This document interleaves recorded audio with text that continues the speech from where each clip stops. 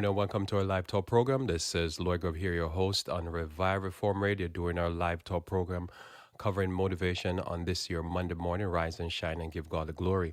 And this morning here, I'm looking at a topic, hindsight. Hindsight is 2020, but better is foresight, insight, and forethought. So welcome again. Hopefully you had a blessed night rest and you're ready to take on the challenges of this day. And thanks for joining me. Let us pray. Our Father, who art in heaven, I thank you for the blessings of your word and for the blessings, dear Lord, of knowing thee, the only true God. Pray that you may be with us as we study these things, and may we have great understanding as how, dear Lord, to have this type of foresight, insight, the discernment that we need to live from day to day. Thank you for your blessings. We pray for Christ's sake. Amen. So again, I'm looking at a topic, hindsight is 2020.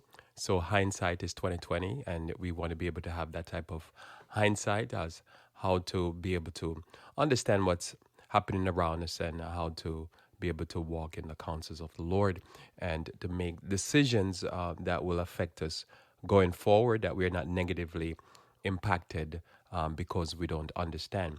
So hindsight is 2020, but it is better to have forethought, insight, foresight, knowledge, and solutions for known problems. So when there's a known problem, it's better to have solution for those things, because when you have solutions for those things, what simply happen is you are able to make some decisions up front.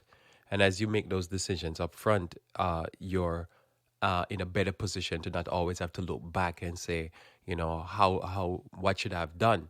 Because that's not doing anything. It's you can't go back and change the past, but you have tomorrow to live.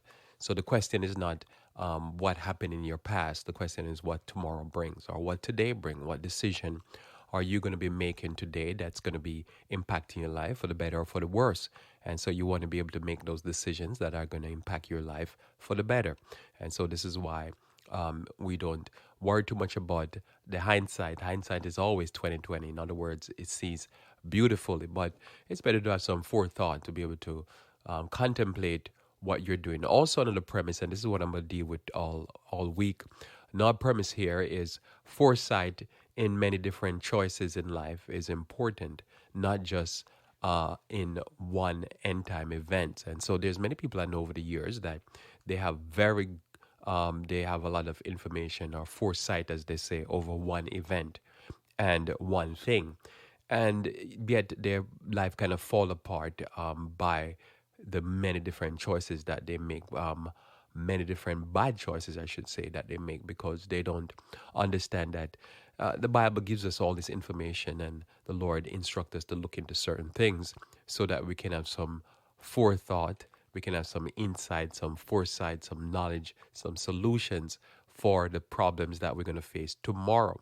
And that's the issue. The issue is not what you're facing today per se. The issue is what you're going to face tomorrow. And as long as you have some thought into that, you can put some thought into that and come up with some good solutions, then that's where you need to be. And so foresight is important for that. As I say, we don't know what tomorrow brings, but you can rest assured and be at more peace if you have some solutions.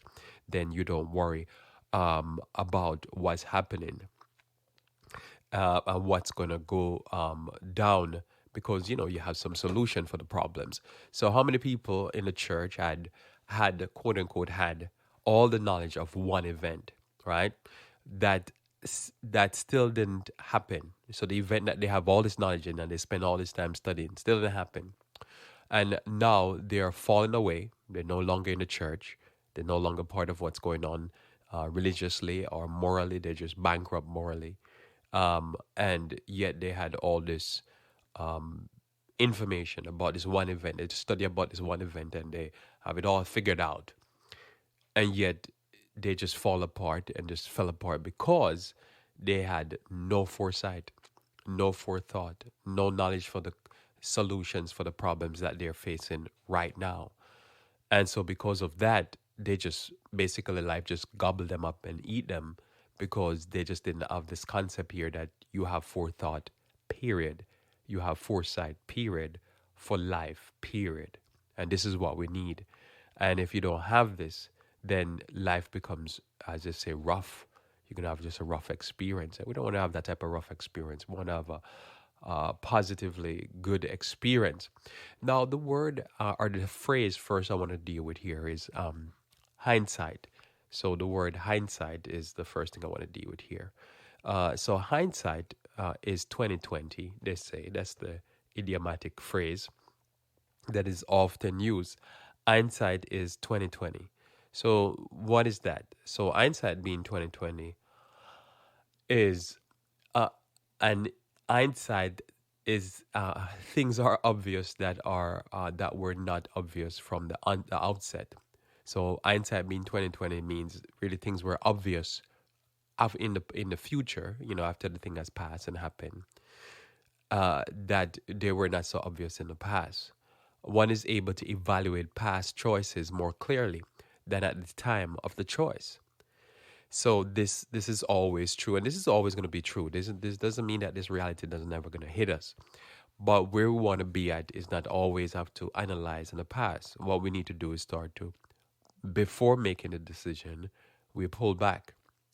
And one of the insights you get, like when you read Genesis chapter 3, verse 1 through 7, when Adam and Eve had a choice to make, right? She had a choice to make. The choice that she didn't put much thought into it. She didn't ponder it. She didn't wrestle over it. She didn't go and ask for opinion, ask for counsel, seek guidance. So that alone is the insight that we need to get. That alone is telling you where we need to be. Because where you need to be and where I need to be is in that type of mind frame or mindset.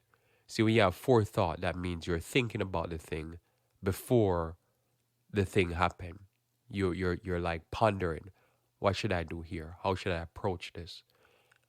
Insight is that you have some type of knowledge that kind of will guide you through. Foresight is that you're looking at a thing and you're looking at it before you make that choice. Same thing with knowledge. You take the knowledge to analyze what you're going to do next. And having solution for known problems is that you should know that if it's a problem, you probably should spend some time finding out what's the solution for it. Because as you know, problems or sin or whatever it is common to humanity. And so if you have a problem, somebody else has dealt with that problem, and you need to go seek what is it that they did to solve that problem. So when you have this, then you can not always have to live your life looking in the rearview mirror and trying to see how you would have done it again. But you try to live your life looking forward and to see how you can solve a problem going forward. So whatever problem is in your future, always remember that one of the first insight we get when we read the Bible, we realize that asking for advice, for counsel, asking for somebody to run it by somebody, asking somebody, say, hey, what do you think about this? That in itself is foresight, because this is how you solve problems. Going to somebody that has dealt with the problem before and saying, hey, how do you deal with this, or how did you deal with this? That in itself is wisdom. And that is what you want to be able to do, to be able to come to uh, some proper decision making. Because I say a lot of our decision making happens in a bad way because we don't ask counsel. We don't say, well, let me get back to you. Let me sleep on it a little bit. Let me pray about it. Let me ask somebody else. And by doing that, if you just simply do that, that in itself is foresight.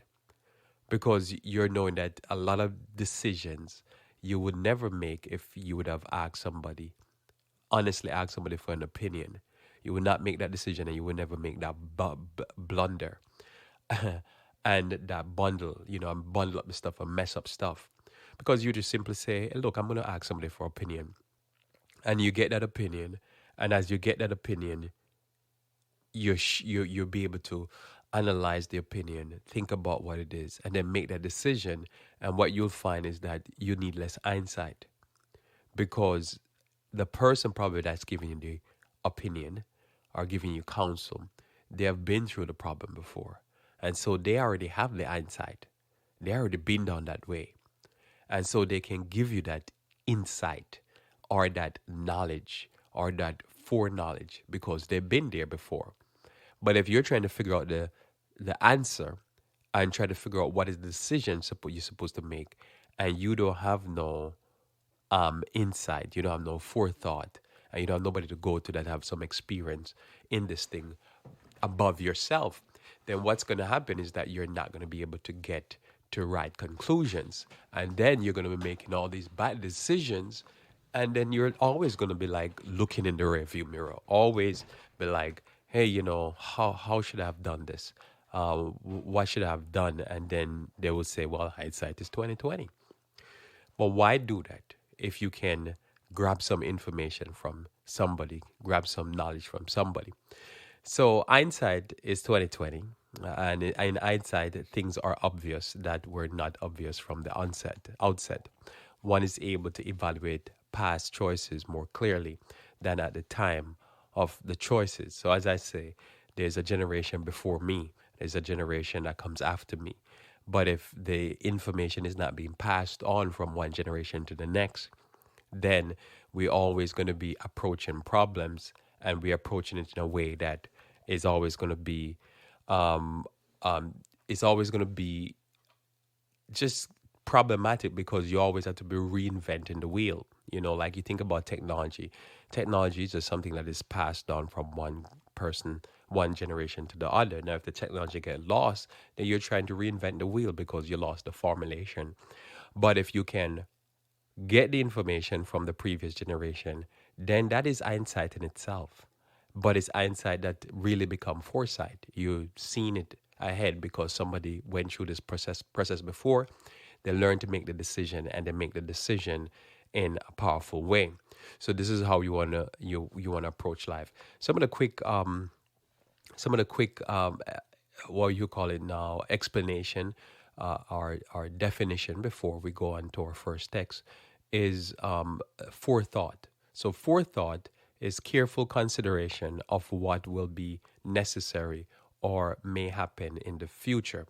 So that's forethought. So forethought is simply a careful consideration of what will be necessary or may happen in the future. So what will be necessary for tomorrow. So that's forethought. If you're gonna make whatever decision you're gonna make, whether it be a financial decision, a personal decision, any type of decision, if you want to be able to exercise less hindsight and you want to be able to make that decision and never have to worry about looking back, then one of the first way you approach decision making is to have some forethought, to think about it, to ponder it, well before you make that decision. Instead of rushing into decision. And I think this is always good to practice on just about any decision making you're gonna make, any decision you're gonna make. Just simply having some thought about it, like what am I doing? What is the next step? Because I've realized over and over in life that you can make decision, I could make decision, and when you look back, the hindsight is you really look at it, you never analyze it too much, or you could just be in a mindset where you don't spend much time analyzing your decisions. You kind of just flow in life. There's not much thought. You don't go into too much deep thinking because that's just not what you do. And when you find that if you don't think too much and too hard over decision making and the things that you're doing from day to day, what you'll find is that you're going to have to go back and you're going to have to, sometimes you don't go back because sometimes those choices make you die. But you go and you have to go and look over what you're doing and think about it, and I realized that, man, I kind of messed up there because I simply just didn't even think about it, didn't ponder, didn't use the previous knowledge I gained, the previous experiences I gained to make a good, solid decision. So this is part of where the thinking comes in. That forethought is careful consideration of what will be necessary for the future or may happen in the future. So this is where this thought now of thinking about, like, say, one big event and say, well, what will happen in this big event or at this big event, but not thinking that there's other things that I need to think about and consider well. And so it's the same thing. If somebody's in high school, should be thinking what my future holds going forward. If somebody is in college, or if they're working, or they're in adulthood but they're going into close to retirement or the middle age or whatever it is, the constant thinking is, what next? What is my next step? And if one is not thinking like this, then there becomes now a problem in our lives, where because we're not having much forethought, that life is happening to us and we're not pondering well, what is our next move? We're just making moves. We're just living, we're existing. And for many people, they just exist from day to day. There's no forethought. There is no thinking about what tomorrow brings and what am I doing to prepare for tomorrow. Tomorrow just happened to them. And then now things happen to them and they are like just being blown about to the left, to the right. And they're part of like the system, where the system have to take care of them because they can't think for themselves, or they just don't think, they just refuse to. So forethought is careful consideration of what will be necessary and what will happen in the future. Now, foresight, which is similar, is the ability to predict, or the action of predicting what will happen or be needed in the future. So this is can be similar to like forecasting. This can be similar to investments. Investments in comparison to gamble. Gamble is just making a decision without no analysis or no proper what you will call it, research. Investment is different. Investment is your making judgments based upon what you think will happen in the future, and then you invest accordingly. So the ability to predict, or the action of predicting what will happen, is simply foresight. You have some foresight. So you have sight, but you have sight beyond what's going on. Or you can take what's happening today, what happened in the past, and you make a decision that this is what's going to happen in the future. And you make some decisions based upon that. So this is where our decision making have to be. Now notice everything here comes with thought. So it can't be that life just happening to you. You have to analyze life, and you can't be doing life where you just focus on one event, because there's many events that happen to us daily that if we have no foresight, then hence we can't make any good decisions, and the decisions we're making will constantly be a mess because we have no foresight. We're not thinking ahead. We're not trying to look to make a decision, and it says or be needed in the future. So where the future holds. So this week, as I say, as I go through this week, I'll be dealing with all of these thoughts here, as to how we come to certain conclusions in our life based upon where the trend is going, where the needs are, where the trouble is coming from, and to be able to have better solutions. It would be like the same thing, deal with this in Wednesday. But, like if you foresee where the trend is going when it come on to health, and you foresee where the problems are coming from when it come on to diseases, then you can make certain decisions as to how you're going to take care of yourself. If you started this year, if already, say we are now in December, and say now you notice that there's an uptick of people getting stomach virus and flu virus, then you can know, well, based upon that, I need to fortify my body. I need to stock up and fortify my body for a terrible flu season. I need to stock up on things to basically supplement for my health, to increase my immunity, and so forth and so on. And you make some investments that way. So you make those investments. That is short term now. That had nothing to do with a major event that's going to happen a month from now, 10 years from now, whatever. It's just something that's you're preparing for right now. So as you prepare for that, because you look at what's going on, you make a decision that said, this is what I think is going to happen. So here's my decision. And you make the decision. As you make that decision and you make that investment, and as you go through the season and you don't get either no sick at all or you get limited sickness, then what that does for you, that is what you call foresight, the ability to predict, or the action of predicting what will happen and be needed in the future. So this is what's going to happen. This is what's going to be needed in the future. This is the decision I make. You make that decision and you get the result of that decision. That's what foresight is. You're just basically making decisions based upon how you read. And this is where we need it because, again, it's always easy to look back and say, this is based upon the new set of information I have, this is how I'll make it. But a lot of times, when we're making decisions, the information is there. We just don't deliberate long enough. We don't spend enough time thinking about what we're doing. Sometimes not even we don't spend enough time. Sometimes we don't spend no time. We don't think about it. How many people now you go if you say to them, "Are you preparing for the flu season?" They'll be like, "What?" The only thing you do is just take a vaccination. That's all the preparation you need to do, and that's it. They'll do, and they won't do no preparation. So when it comes, they're getting overthrown and wondering why am I getting overthrown? Because they took no forethought, they took no foresight. And thirdly, here, insight. Insight means the capacity to gain an accurate and deep intuitive understanding of a person or thing. So insight. So somebody say you have insight. Because why? You want to be able to predict behavior. You see, when we talk about wisdom for living, most of what we're talking about here is simply when we say wisdom for living is insight.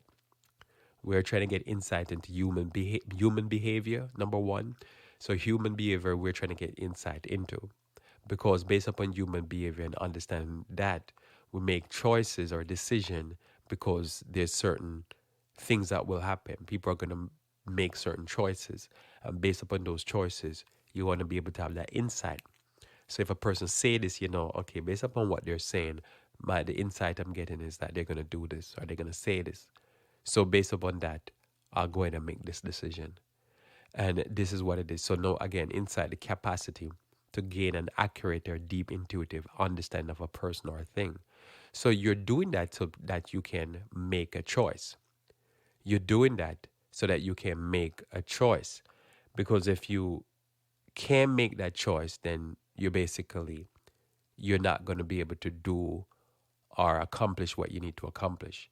So you're doing that to make a choice. And as you make that choice, then this is what basically will happen. So here, we need to have these type of ability because, as I say, every day in our lives, sometimes life is always going on mundane, but it's never mundane. If you notice, if you read the news, there's always stuff going on. And as you look at that stuff going on, you could think, well, it's happening in their life. But these things are affecting all of us because if you don't make certain choices, you become part of that. So you make choices so that you don't fall prey to a lot of what's going on in society. Because a lot of it is a person make a choice and 10 years later you see the results, but you could forget that the results are simple because of choices that were made 10 years before. So you want to be able to know what is the choices, how did they make that choices, what decisions did they make, what decision they didn't make, what information they didn't contemplate. And when you look at that, then you come to a conclusion that based upon that set of things, there's something in my life that I have to do. I have to make a change. There's many changes that I found that I had to make that was simply based upon studying, looking at somebody else's decision making, a certain choice that came their way, and they had to make a decision to the left or to the right. It wasn't gray areas, very clear. And they made a choice, and the choice they made was bad. But by analyzing their choice and looking at what are the set of information they should have had at their disposal or could have had at their disposal, and how they made that bad choices, often it teach me that, based upon this, this would be the choice I make. Because I could see the pitfalls now. And the pitfalls is hindsight, but not hindsight in the sense of I'm making a decision and I'm looking back. I'm looking at it through their lens of their life. And I look at how they made it and I say, wow, okay, so going forward, this is how I'm going to do this. Based upon their bad choice and their choices, I'm not going to do it that way. I'm going to do it this way because they gave me the hindsight, so to speak, but it's really, they gave me the foresight. They gave me the insight and they gave me the forethought. And now that decision, now I decide, I'm going to go the way they went because I see the end result. I'm going to go this way over here. And when I get the good results, I'm going to say, how do you get that result? because I study somebody else. This is why I really believe that it's important for when you're older to share with somebody if they'll listen, because most time when people younger, a lot of time they won't listen. But if they'll listen, you share with them your decision making and your hindsight so that they can have foresight and they can make choices that are more sensible because they have your hindsight and they don't have to go through that bad experience themselves. In First Kings chapter 3, verse 9 through 12, First Kings chapter 3, verse 9 through 12. And this is now Solomon asking of the Lord for a blessing. And one of the main things he asks for is discernment. So I'm going to read that and talk to you about that a little bit here. It says, "Give therefore thy servant an understanding heart to judge thy people, that I may discern between good and bad. For who is able to judge this thy so great a people?" And the speech pleased the Lord, that Solomon had asked this thing. And God said unto him, Because thou hast asked this thing, and hast not asked for thyself long life, neither has asked riches for thyself, nor has asked the life of thine enemies, but has asked for thyself understanding to discern judgment. Behold, I have done according to thy words. Lo, I have given thee a wise and understanding heart, so that there was none like thee before thee, neither after thee shall any arise like unto thee. So here, again, Solomon asked the Lord, and Solomon says here in verse 9, "Give therefore thy servant an understanding heart." So understanding is be able to take in, to comprehend, to pull in information, sensory stimuli, all these things, and be able to come to a conclusion. And notice he asks him this to understand heart. So heart is normally something that you more view. Understanding the heart would be a combination to me of mind and emotion, not just mind. Because a person could be very intellectual, they have a lot of knowledge, and they could grasp something to a certain degree, but they have no emotional intelligence. So here I understand in the heart to judge thy people, that I may discern, which is the main word I want to go after here, between good and bad. So that means you could have situations that seem to be gray area, all right, but they're actually bad or they're actually good. For who is able to judge this thy so great a people? So this is part of a major thing that we need, because in order for us to have, as I say, foresight, insight, or forethought, one has to have this type of level of intelligence. This is way deeper than just simply facts and figures. You see, there's many people who today they're going to be very depressed, or they're going to be suicidal, or they're going to commit suicide. They're very intelligent. They have a lot of knowledge. They can spit out a lot of information, but like emotional intelligence, they don't have. Common sense, they don't have. Street smart, they don't have. And they'll live a fool and die a fool. Why? Because all that information is not there. Because again, although somebody would say, well, no, the only thing is, unless it's scientific, I don't want to hear about it. Yeah, but there's emotional intelligence. There is heart intelligence. And that's part of the discernment. Because some things you have to feel it. You have to sense it. You have to read between the lines. It is not the facts on the page. It's the facts between the lines that cannot be seen. But it's something that you can deduce from it, or something you can feel. Sometimes you have to be able to read emotions, the person emotion that is on their face, on their body language. This is more than just simply intelligence in that sense. It is emotional intelligence. Sometimes you have to hear the person's voice. What is the vocal inflection? What is it stated? And this is where hindsight is easy to have 2020, because when something go down, you can go back and you can analyze and you can say, yeah, the person showed this in their body language, or the person did this in their body language. And you say, okay, this is what's going on. Person did all these things. And based upon that, they made this decision. Now I see this makes sense. I could hear it. I could feel it. I could sense it. I could sense hate. Somebody say, how do you sense hate? You can sense it. You can feel when somebody's apprehensive. You can sense when somebody is not sure, they're confused. All these things are part of emotional intelligence. And it is something that you can sense. There's a person said something just in a word, a phrase. And based upon that phrase, when you have certain insight or foresight or forethought, you would make a decision differently. But if you don't have this, or you don't stop to observe this, if somebody say, "Hey, Lord, look, I want to share something with you." Okay, what do you want to share? I want to explain to you. Notice what the person said, right? Yeah, they said that. You notice their body language. Yeah, I noticed that.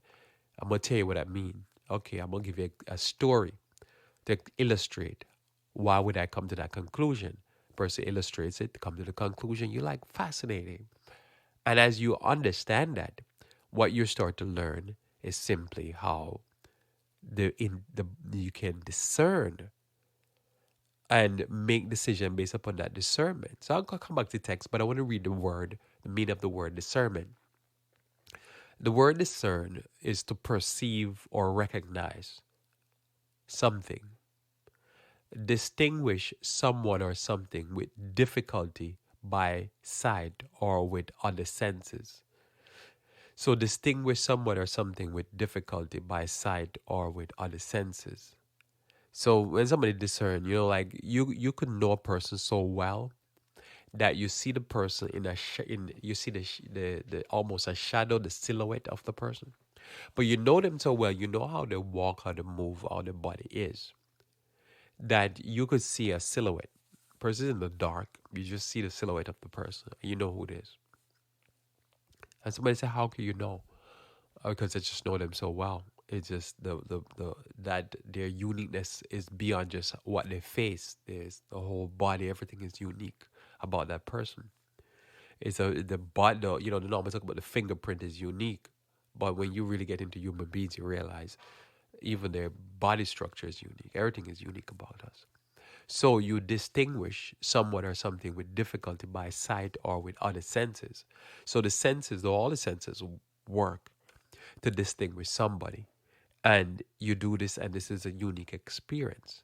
So discernment is a perceive or recognize something, you perceive it. Perception is not an exact science. And so when we're making decisions, it takes all of that into account. And as we make those decisions, we are perceiving stuff.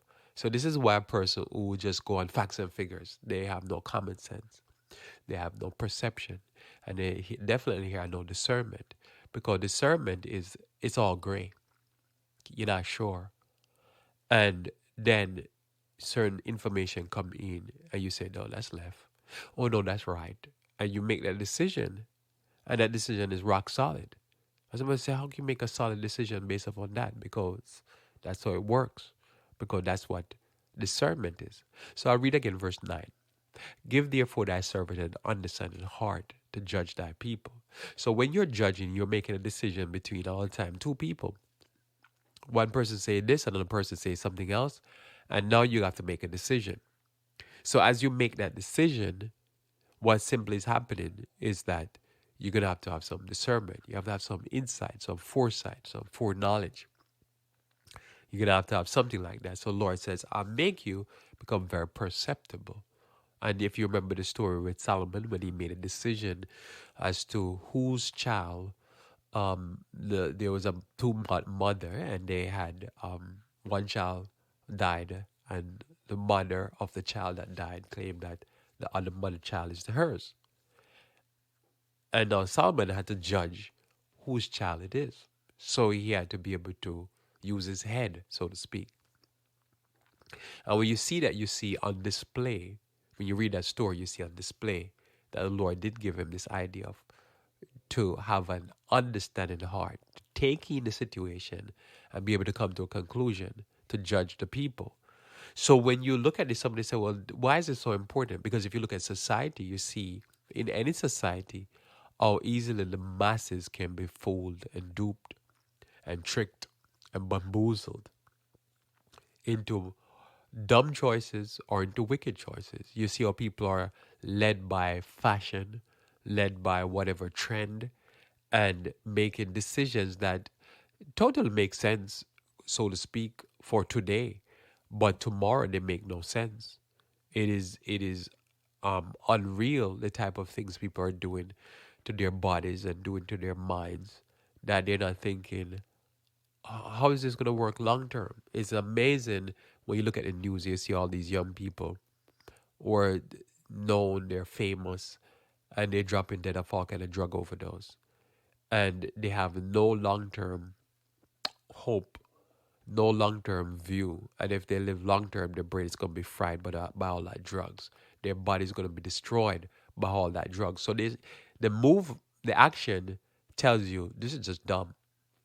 The action tells you that this behavior is make no sense, because you look at it, you realize that yes, they're adults and they have freedom of choice, but the type of drugs they're using and the things they're doing, there's no long-term plan, because if it's long-term, it's going to be very painful. It's going to be a very painful experience. Why? Because the choices they make is without foresight, without insight, and without forethought. It's just, I'm just taking that drug. Have you thought about what you're doing? No, not really. I'm just like, I just took it. Right? There's no forethought. There's no insight with it. It's just a swift movement. So with that type of swift movement come no thought of the future. There's no discernment with that type of decision making. It's just get up and go. You just do this thing. And after the choices have been made, then the results come in. But the problem with these even drugs that are so pure, that the choices that the person is making is you just know there's no thought. Even if I say they're so pure and dangerous, the person don't think about that. They just think about, I'm gonna have fun right now, right away, and they have the fun, and then here comes the decision. So you just see them popping off. They're just dying. And as they die, you can realize that there's not a lot of thought or brain thrust there, and they're probably quite intelligent. But the problem is, it's just facts and figures. You see, there's no understanding heart. There's no thinking. This thing gonna probably, even if I live, I'm gonna be disabled. I'm gonna have some serious diseases. Now, how long am I gonna live with these type of diseases? Because what happened is just making a decision on the fly. So when we come to the Lord, we should, because I know a lot of people, they go to church and they make decision quick. They don't think about stuff. We should have some foresight, some thinking. In other words, you think about stuff. What am I doing here? What's going to be the end result of this? And this is how we ought to live our life, because then we can discern. Because sometimes discernment is perception. Now, somebody would say, well, wasn't there facts and figures when it come on to, like, say, we have a crisis going on right now, which is the opiate crisis. So wouldn't that be facts and figures? No, because at the time, the facts and figures were hidden or were not fully understood. So there's no facts and figures to go on. You just have to use your perception. You got to use your discernment. You got to be able to recognize something for what it is. Even though somebody say, yeah, but the numbers were coming out that it was great. Everything was good. It's non-addictive. Even if it's not addictive, how much, any chemical do you want to throw in your body? Any synthetic chemical, how much of that you want to put in your body? And for how long you want to put it in your body? So that's part of discernment. So it doesn't matter what somebody say. Somebody say, hey, do this thing here. For how long? How long am I going to put that in my body before it causes me severe damage? A month, a week, a day, 2 years, 10 years? That becomes the issue. So it doesn't matter which, somebody could say, I'm on this drug, I'm on that drug. How long are you going to use that for? Because it will have adverse effect. Some will have it quick, some will take a while. Seek out other methods. So this is why it says distinguish something or someone with difficulty by sight or other senses, because the other senses are involved. Sometimes you can feel something through a handshake. Sometimes it could just be a body language. and you realize this person not for me. I better be careful around this person. And you say that, and somebody say, why would you say that? It just, I perceive something from a simple handshake. Wow. And you take that seriously. Yep. And then months later, a year later, the person stab you in the back. You'd be like, no, I put padding on my back because I was preparing for you. I know you were coming. So I prepared myself. You see that discernment. You listen to the words of a person. A person says something, you be like, aha, I hear you, I see. I'm seeing your heart because the mouth speaketh from the heart. So you discern. So when the issue of hindsight is 2020, but better is foresight, insight, and forethought. So I don't have to always look back. I could just look forward and say, you know, I'm not afraid of the future because I have some foresight.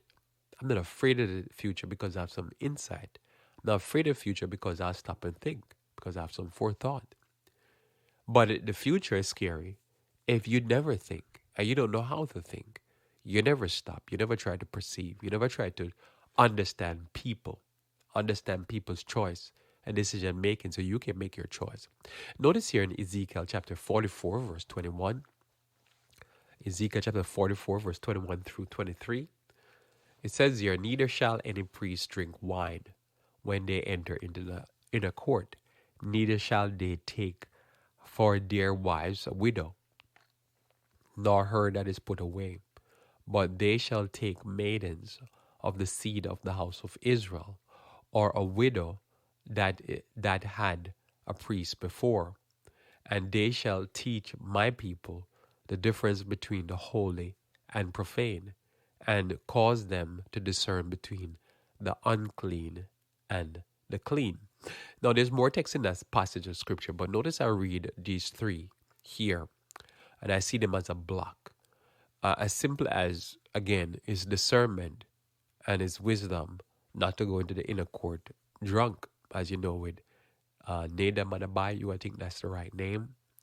Eli's, the high priest's sons, they went in, the Lord had to burn them up or destroy them. They went in drunk. Because what it is, you're going to just say dumb stuff and do dumb stuff. You're not going to be control of your mind. You're not going to have control of your tongue, your body. Who knows what's going to happen? So something is just, it makes sense. You know, it's just the moment you understand, you say, oh, I get it. Same thing here, verse 22. Neither shall they take for their wives a widow for a wife, nor her that is put away, right?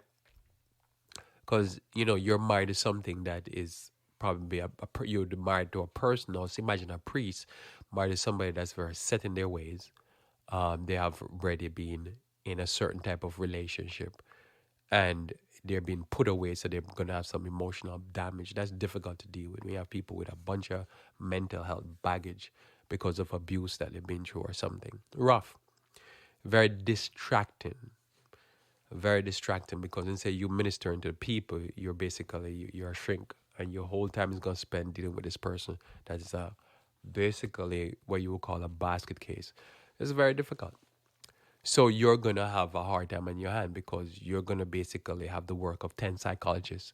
You're not going to be able to pastor. It's just going to be too difficult. The Bible is very practical. But they shall take maiden of the seed of the house of Israel. So it has to be somebody that would be Hebrew, and it's a maiden. Somebody that hasn't been through all of that. Because as I know, as people get older, it becomes complicated. It's not that you can't have old love, but old love is a lot of confusion, a lot of beatings, a lot of set in their ways, hard-headedness. It would be different. I can see the difficulty. You're just not going to be able to practically do ministry. I've seen people ministry just shut down because of who they're married to. Can't do ministry. They're done. Because they can't just do life. It's just always one drama after the other drama. Some people, they just filled with so much drama that they have a drama every day. You can't stop to even read. You can't have peace in your soul. You can't focus on, sermon. It's just a mess. You go to church, the church is at war, and the person causing the war is the wife causing the war, and you're trying to do ministry. What a mess. And I've seen this over and over again. This is unreal. So here you have the Bible. So somebody will read this text and they will never be able to understand what it is. What is it saying? They'll be like, why is it so specific? Why is it so harsh? Why is it so straight? And then you see in reality people doing this and then you have foresight. Now if you're a pastor and you've been down this road and now you have hindsight, well, that's nice to have hindsight. But the problem is you're in the situation and you're stuck. Your ministry is a mess and it's just pure fight in every church you go to and every group deal with because you have hindsight. You see, so that's the problem with hindsight. You see, hindsight could be you have the hindsight, but now you're in the situation and you don't know what to do because you have hindsight. But when you have foresight, this is foresight. Now, you might read it and still don't get the foresight, but say you run into somebody who is having the hindsight because they're in this experience and they're having a warm time, they're having a hard time, and that you watching them or you talk to them and they tell you, man, don't make this mistake. This was a big mistake I made. Then you get some insight, you get some forethought, and you get some foresight. And so you don't need no hindsight because the hindsight comes from the person. You don't need to experience it, in other words, yourself. This is where you don't want to experience that type of stuff. Now, if you're just going to go a life and life is just going to be, you're just living life and you're just going to do life. And all this don't matter. They don't matter. Your choice of wives could be somebody that's going to torture you and then you're probably going to end up have to wipe her out anyhow and yourself.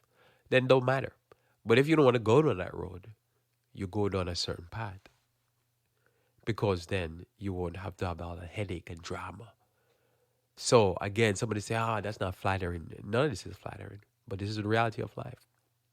You know, you have no peace in your life because married to somebody that's just an entertainment junkie. And you're trying to be a pastor. Very difficult. Very difficult. You'd have a hard time.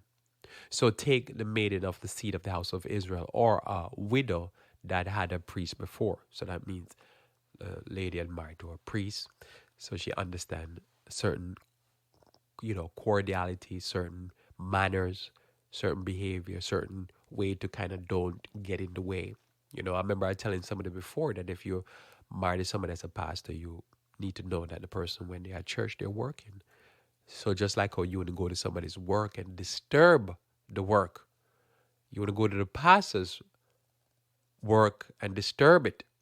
But I've seen many a time, seem like the wife doesn't realize that the pastor is at work on Saturday and they come to church to disturb the person's workplace and cause more trouble than any of the worst members in the church. Shouldn't be. So this is why I said, no, you don't do that. You're professional. You got to marry somebody to understand the job, and the job is a different type of job. Many ministers fail not because the pastor couldn't preach or pastor. It's just their choice. So this is the sermon. As I say, I could say this to 100 people, read this text to 100 people, and they still can't get it because they have no common sense. They don't understand. It's common sense. It's sensibility. Notice the verse 23, and they shall teach my people the difference between the holy and profane, and cause them to discern between the unclean and the clean.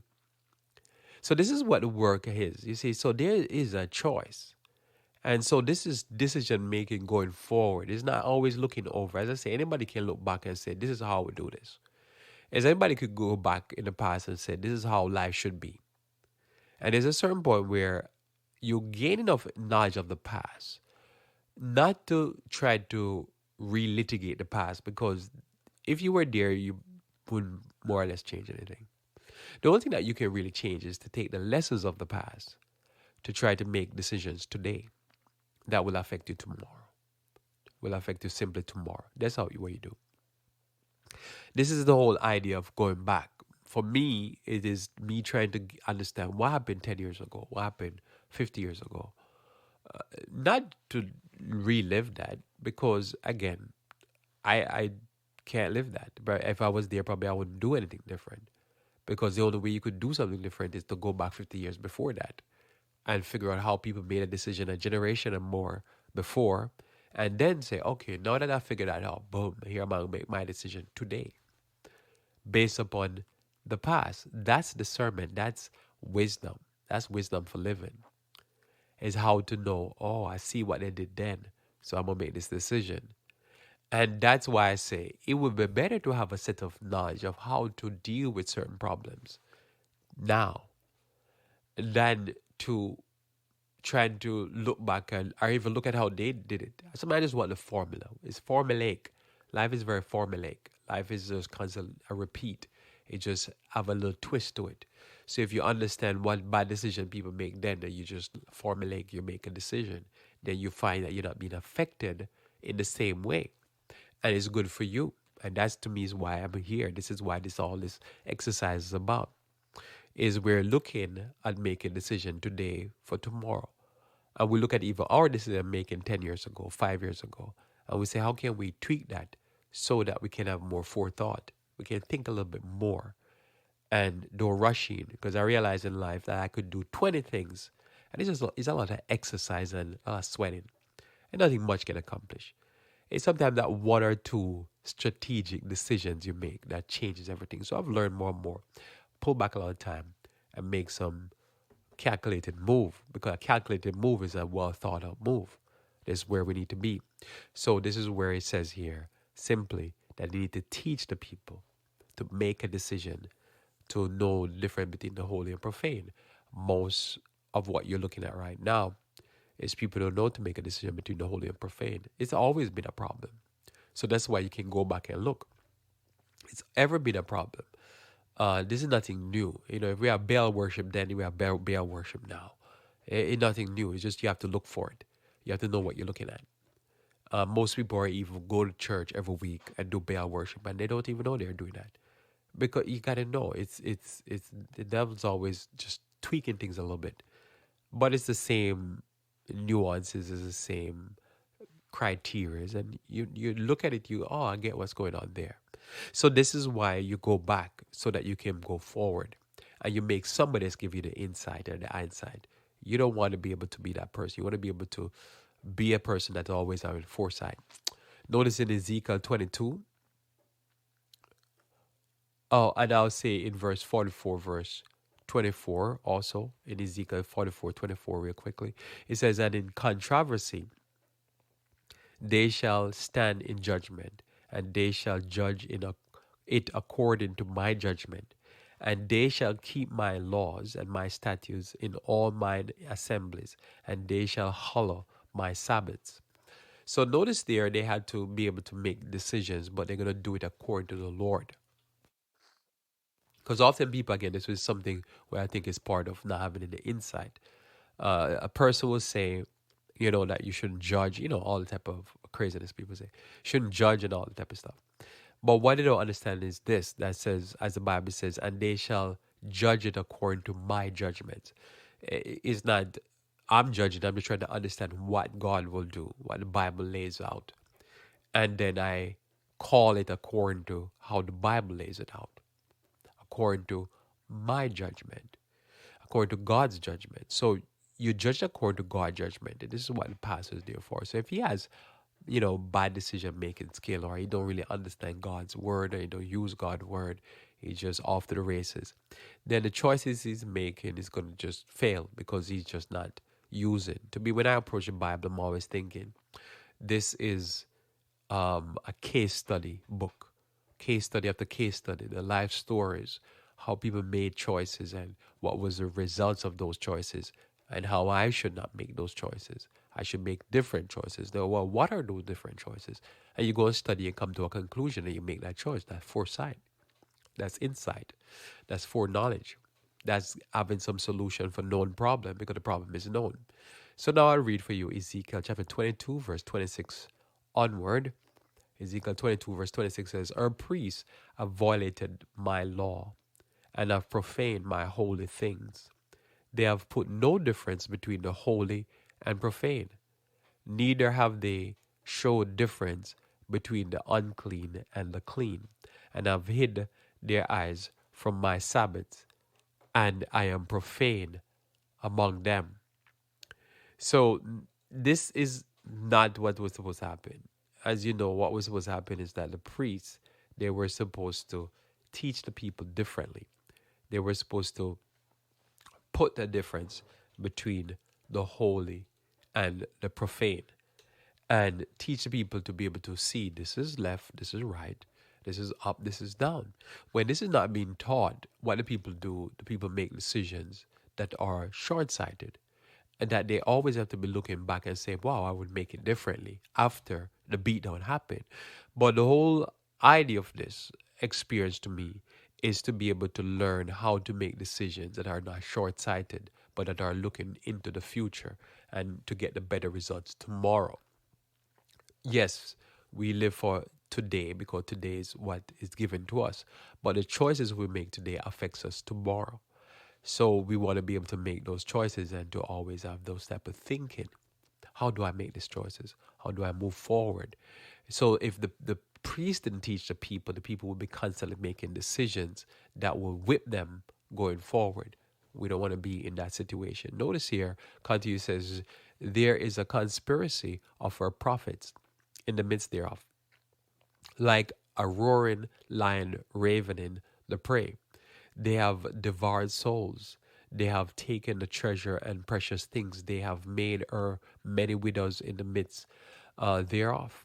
Her priests have violated my law and have profaned my holy things. They have put no difference again between the holy and profane. Neither have they showed difference between the unclean and the clean, and have hid their eyes from my Sabbaths and I'm profane amongst them. Her prince in the midst thereof are like wolves ravening prey to shed blood and to destroy souls to get dishonest gain. You think about this is an environment that we see so often developed throughout history. And as we see this type of environment develop, what we see happening is that it creates an environment that nobody's safe. The simple idea is if you're not safe, I'm not safe.